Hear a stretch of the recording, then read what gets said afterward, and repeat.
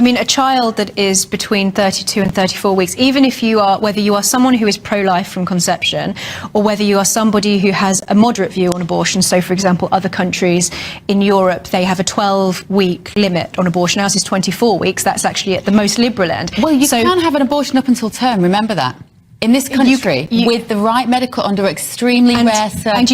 And you also can if the child has something like Down syndrome, which I think is absolutely abhorrent, because I mean, there's a whole other debate to be had there about the fact that Down syndrome children are being discriminated against in the world. It's outraged people because she's a mother of 3 children, one of whom's got special needs, so they've lost their mother now. We don't know what's happening to those 3 kids. 28 months in prison. Do you think that was too severe? If anything, I think it's probably on the lenient side, and I know that a lot of people will be very offended by that.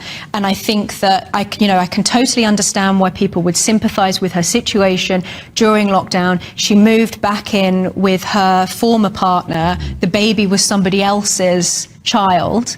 You can sympathise with, who knows what was going on in that domestic situation. It's not to say that you don't recognise that there was probably something terrible going on for her psychologically at that time, but that doesn't mean that you can kill a child. A child that is between 32 and 34 weeks is a viable baby. That is a human life. If the child had been born and there was a horrible situation during lockdown and a mother had murdered her own baby, and that would be infanticide, you wouldn't therefore say, well, the mother was having a hard time. I'm sorry, but you have to have certain protection. None of us have the right, in whatever tricky situation, to murder another person. And the argument for bodily autonomy extends to respecting other people's right to live.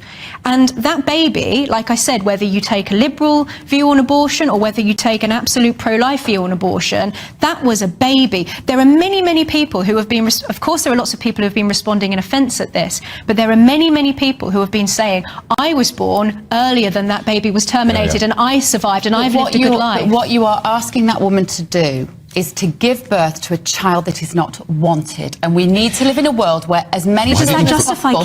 But why didn't she We have to live in a world where as many children as possible are born to parents who want them, because children who are not wanted live often, not always, but much less happy lives.